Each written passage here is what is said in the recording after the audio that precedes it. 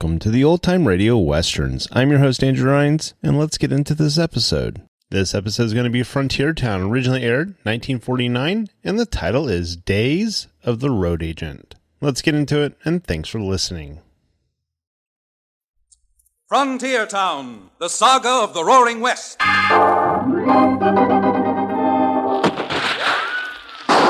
Frontier Town.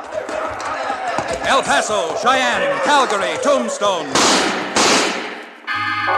Frontier Town.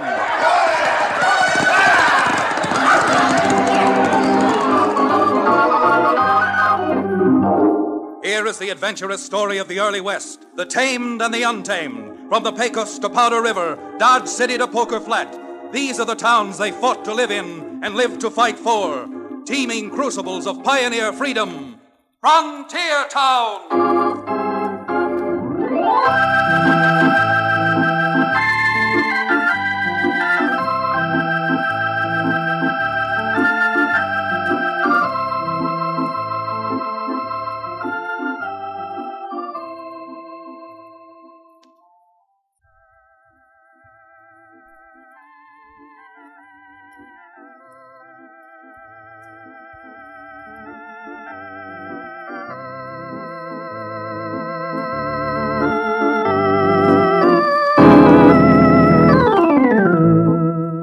Howdy. This is Chad Remington, frontier lawyer, from the frontier town called Dos Rios. I don't suppose I have to tell you what a frontier town is like with all of its roistering and brawling. But there are some folks to whom the occupation of a frontier lawyer sounds like a tame one. But believe you me, it isn't. Out on the frontier, we seem to have trouble. Nothing but trouble. And when there's trouble, that's when folks go scampering and looking for a frontier lawyer. A frontier lawyer who not only has to know his Blackstone, but his Pinkerton, his Colt, and his Winchester as well. Let me give you an idea. For the past few months, our particular section of the country has been plagued by a continuous series of stagecoach stick-ups. And they were all performed by a lone bandit, who, wearing a mask cut from an Arbuckle coffee bag, had been given the name of the Arbuckle Kid. His system is the same, and his attack never varies. Selecting an isolated, lonely spot along the stagecoach road, the Arbuckle Kid suddenly appears, shotgun in hand, and carefully takes up his position, crouching under the near horse. The express box, please. Thank you. And now, get going. And with those few words, thank you, and now get going, the Arbuckle Kid straightens up from his crouching position, slaps the near horse on the rump, and triggering his shotgun, sends the driver and his team off toward the nearest town in a cloud of dust.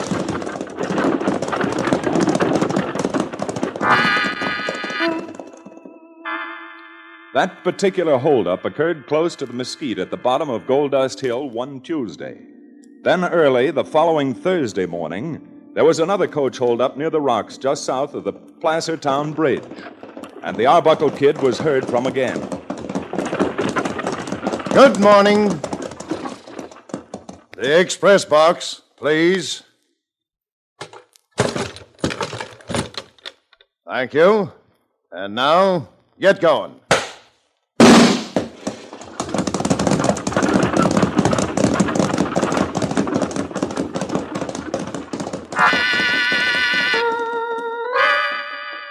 If you think that was quite normal, it was.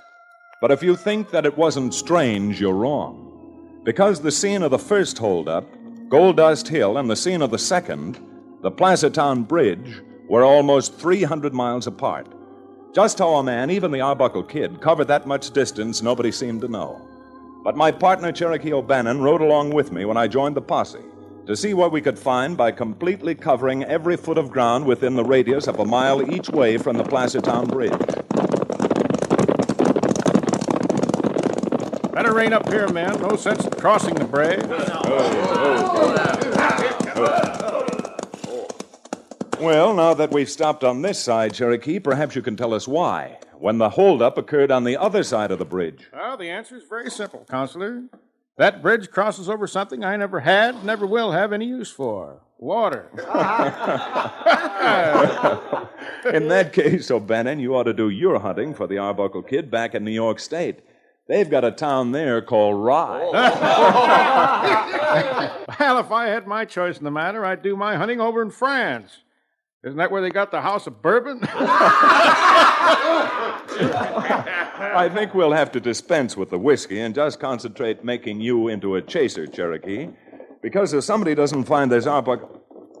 Hey, who's this coming? Really blue blazes, Chad. I don't know who it is, but he's certainly dressed like a stagecoach company driver.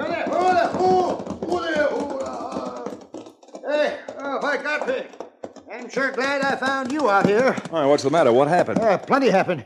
The upstage was just going past a little draw on Quartz Hill when the Arbuckle Kid stepped out. By Godfrey, blamed if he didn't strike again.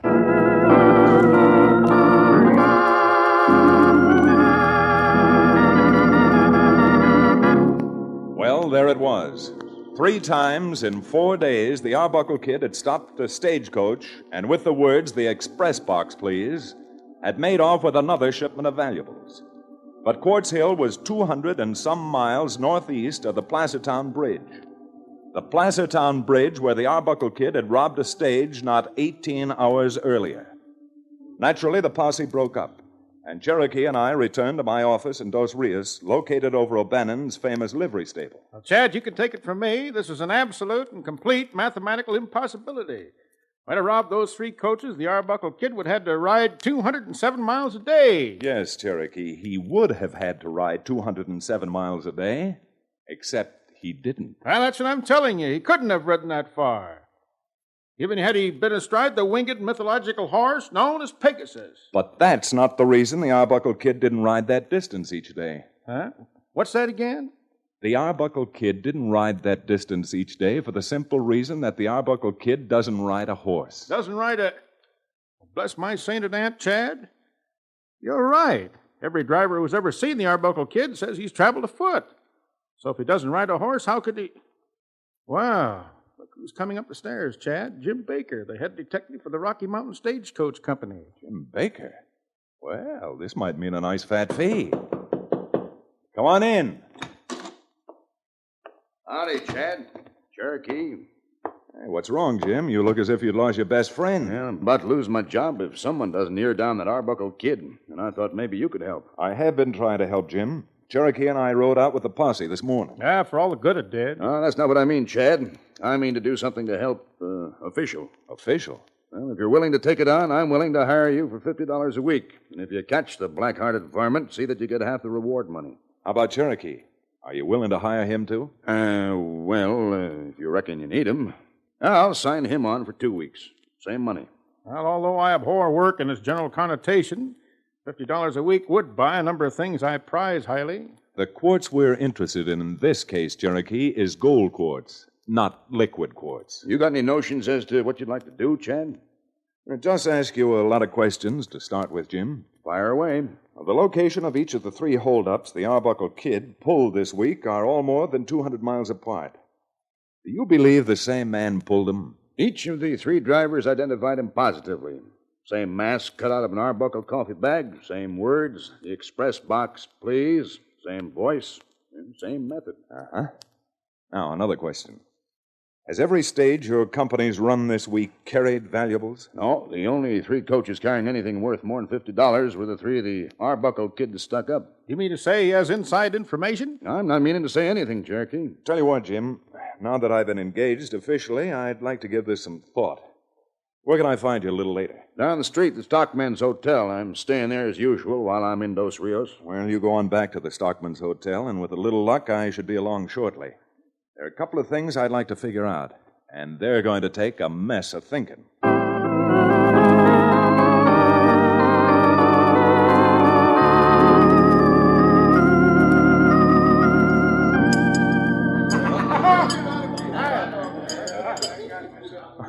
Now, you go right ahead with your supper, Jim, while I do the talking. Well, you're sure you won't join me in something? Well, now that you bring it up, I think I'll just wander over to the bar and... Nothing doing, Cherokee. Not on company time. Well, if you'd only let me finish what I had to say, Counselor, and not jump at conclusions.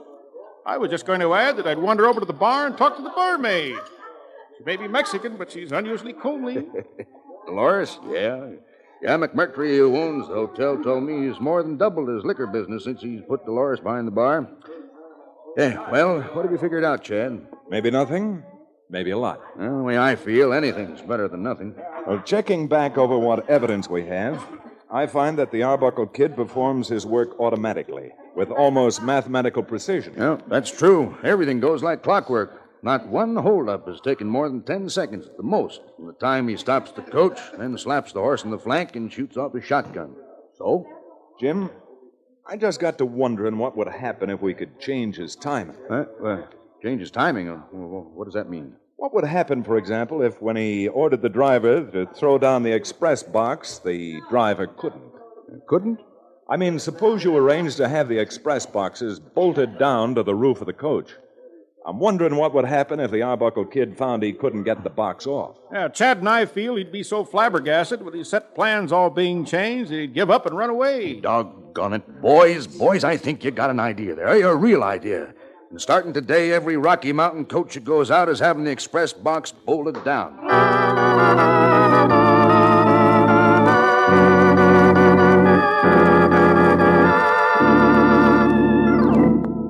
3 days later, the down coach from Steamboat Springs to Rifle was slowing down for the hairpin turn at the top of Sky High Pass.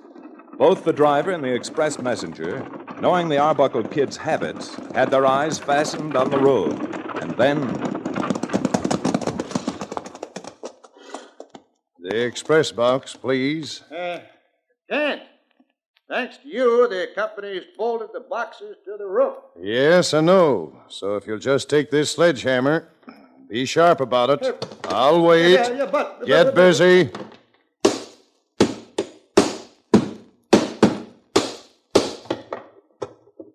And now, gentlemen, the express box, please. And you might tell Jim Baker and Chad Remington they're going to have to get up a little earlier in the morning if they want to outfox the Arbuckle Kid. Now get going.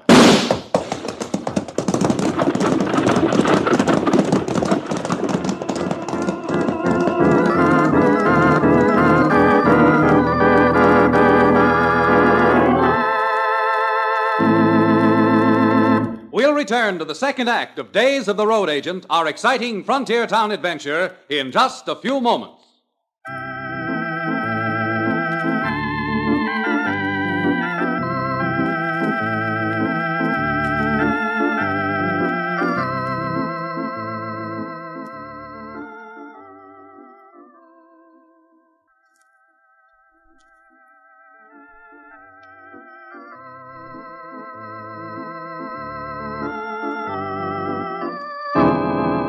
And now, Frontier Town.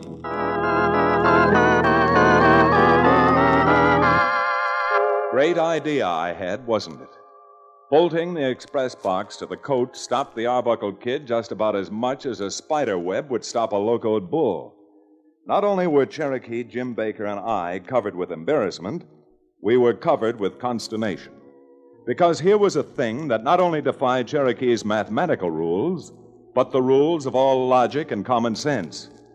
A man who doesn't ride a horse traveling more than 200 miles a day, knowing exactly the stagecoach he wanted, and then finally knowing in advance about the express box being bolted down. Well, it had me stumped. Yeah, and just about drove Cherokee to drink. Chad, not only this thing baffling, but it's amazing. Worst of all, it's absolutely impossible. It couldn't happen, and I'll bet it didn't. That's as neat a way as any I know of to talk yourself out of $50 a week, Cherokee. I don't care. I'm resigning. I'm through. I'm going down to the Stockman's Hotel and buy myself 6 fingers of tonic from the beauteous barmaid, Dolores. If we don't lick this thing, Cherokee, I'm going with you. Well, how do you even hope to lick it? Like a bad dream. You know, everything that happened up to today, impossible though it may have seemed, could be accounted for. But how this coffee sack bandit found out not only that the box was bolted down, but that I'm working for the stagecoach company, that I'll never know. Chad, I realize this is a reprehensible thing to say. Yes? But since the only person who could possibly have known about the box and about us working for the coach company is Jim Baker, You think the Arbuckle Kid and Jim Baker might be one and the same? I suppose I ought to crawl all over your hump for even daring to say a thing like that. But I've got to admit it is a possibility. Baker would know which coaches are carrying the important shipments, and what's more, hiring us would certainly make his employers think that he's doing everything he can to stop these holdups. Well, for once, you admit that I'm right. No, I'm sorry. I don't admit that you're right. But since I told you I'd go over to the Stockman's Hotel with you, and not being a Welcher, well, let's go. You're willing and consciously going with me into a tavern which purveys laughing water? I said that I would, and I am. All right, come on, Cherokee, let's go.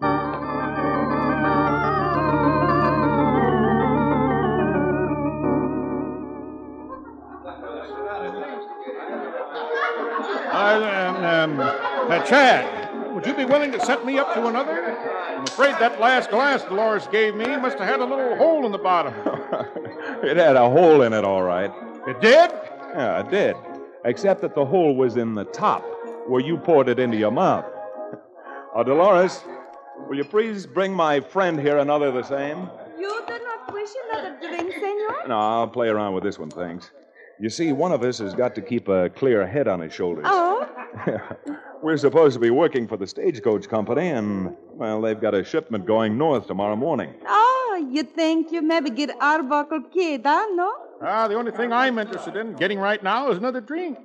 How about it, Dolores, the lovely? See, right away. Must open another bottle. Told you there's another shipment going north in the morning, Chad. Nobody. But I needed some sort of an excuse not to have another drink. Dolores, come on, Cherokee's tongue's hanging out. Right away, please, senor. Do not be impatient. And if that isn't just like a woman, Mexican or otherwise. Look at her down there waiting on somebody else. Maybe she's afraid of him. See, he's got a Bowie knife he's playing with on top of the bar. At Remington, you can get the most ridiculous ideas. Why, do you think that even a hard-bitten vulture like that one would pull a knife and to get a drink?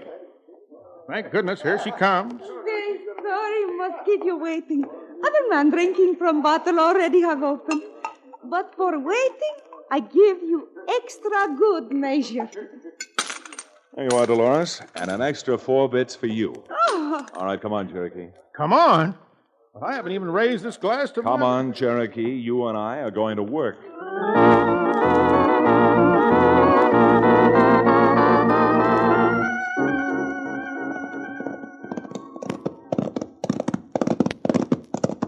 Chad, I've known men so mean they'd pull wings off of little flies, but I've never met the likes of you yet.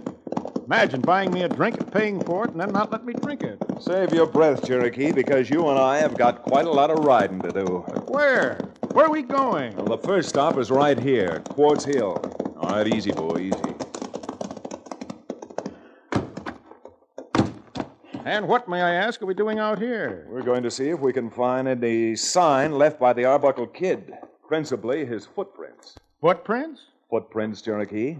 And if you want that $50 a week and your share of the reward money, you'll start right now looking.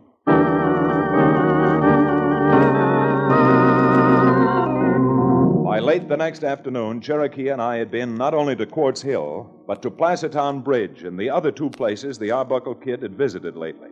And on returning to my office, we had 4 pieces of paper, each with a sketch, the outline of a boot print. All right, Chad, I'll admit that the boot prints are different. Different.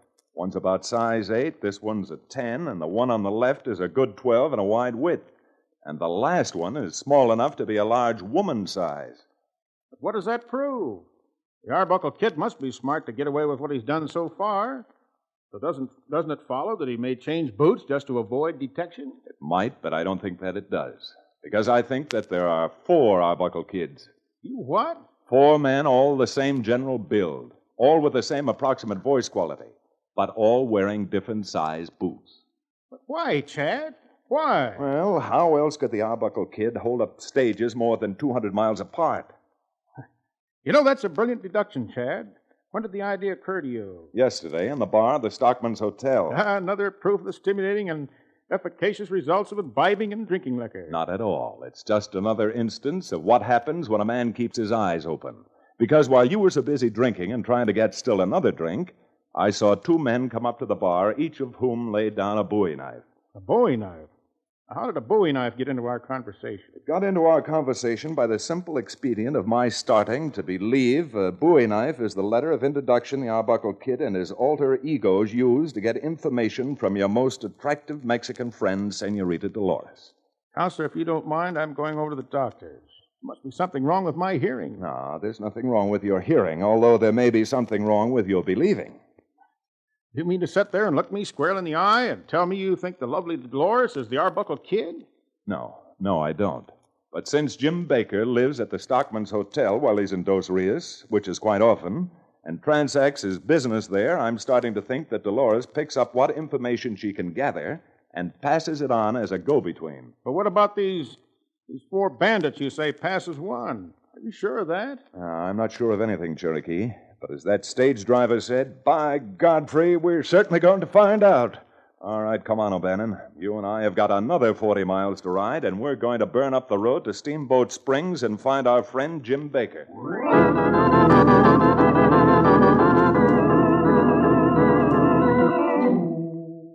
Jim, what do you think? Do you think Chad's proof makes sense? Chad hasn't got any proof, Cherokee. Well, I'm glad you... Huh? No proof? Boot prints? Blackguards with the Bowie knives? All of that is far from being proof, boys. Well, you can't say that I didn't try, Jim. All I'm trying to say, Chad, is you've turned up the first clues. The only clues we've had in 16 months. I even spent 7 weeks making the rounds of all the grocery stores, trying to find out who might be buying Arbuckle coffee. But since everyone around here seems to drink nothing but Arbuckle coffee, it was a neat little blind alley. Well, then, if you're as delighted as you sound with what Chad has turned up, wouldn't this be an occasion for... a little celebrating? They don't start ringing the church bells till the wedding's over, Cherokee. As long as all of this is your doing, Chad, how would you like to proceed from here? Any ideas? Well, since, as we lawyers say, time is of the essence, I don't think we ought to waste any time trying to outsmart the Arbuckle Kid and his gang and catch them while they're in the act of holding up a coach. How else would you catch those buzzards? You give the Stockman's Hotel in Dos Rios a lot of business, don't you? I sure do. Not only do I spend about 10 nights out of the month there myself, but our drivers stop there on their layovers. Why? In that case, McMurtry, who owns the hotel, should be willing to do you a favor, wouldn't you think? He sure should. Good enough. And instead of wasting any more time up here in Steamboat Springs, I say let's find some fresh horses and get to riding.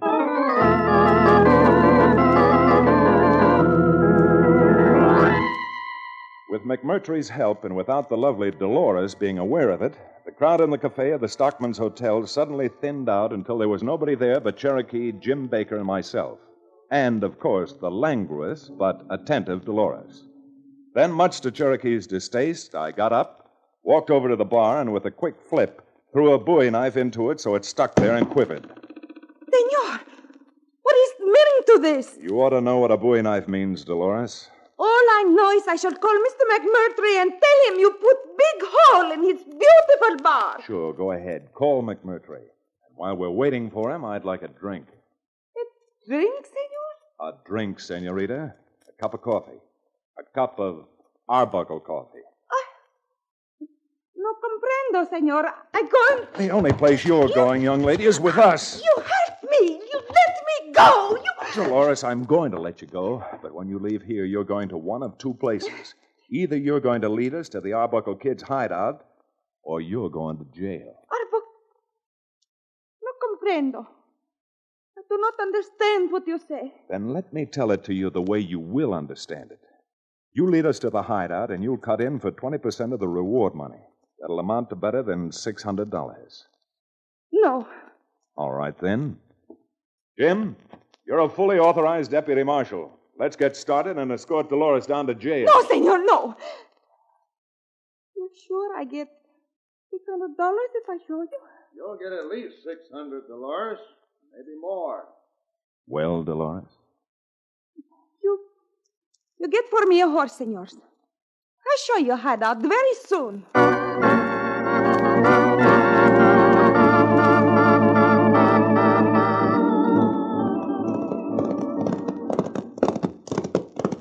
So that's the hideout cabin. Better stop and get off here, Chad.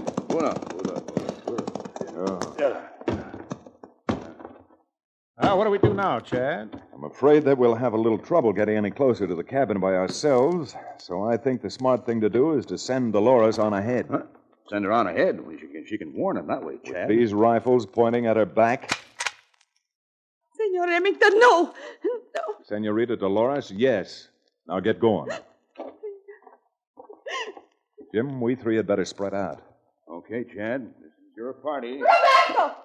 Roberto, there's trouble! Now, blast that girl. She's warned them.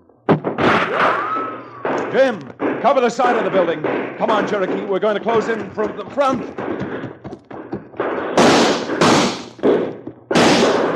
Man, she's been shot. Use your rifle, Jim. Use your rifle.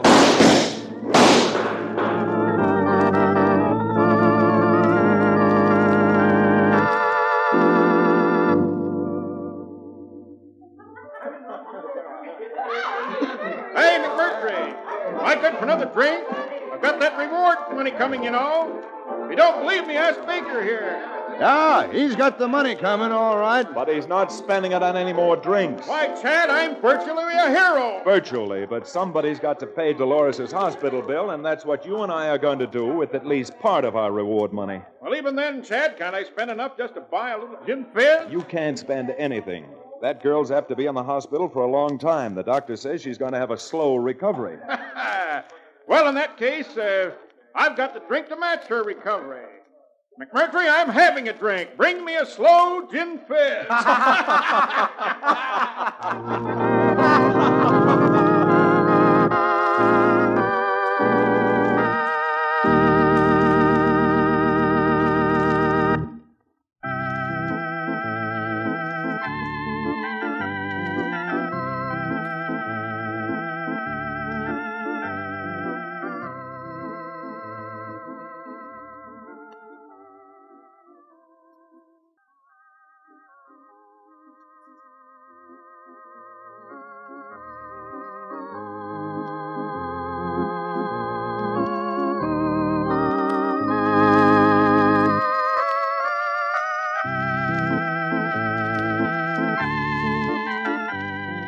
Frontier Town, starring Reed Hadley and featuring Wade Crosby, is a Bruce Ells production.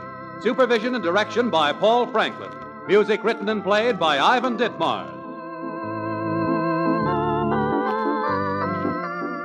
Be sure to be with us again, same time next week, for another fine action-adventure story with your favorite young Western star, Reed Hadley. And now this is Bill Foreman telling you that Frontier Town comes to you from Hollywood.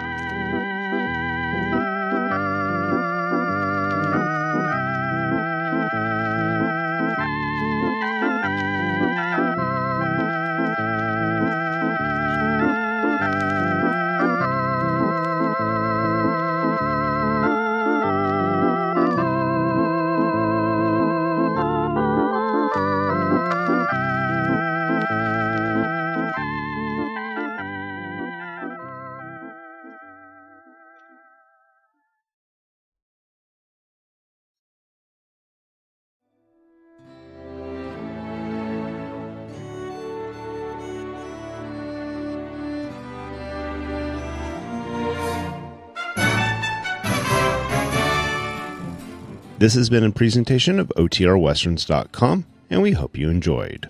Please take some time to like and rate our shows in your favorite podcast application.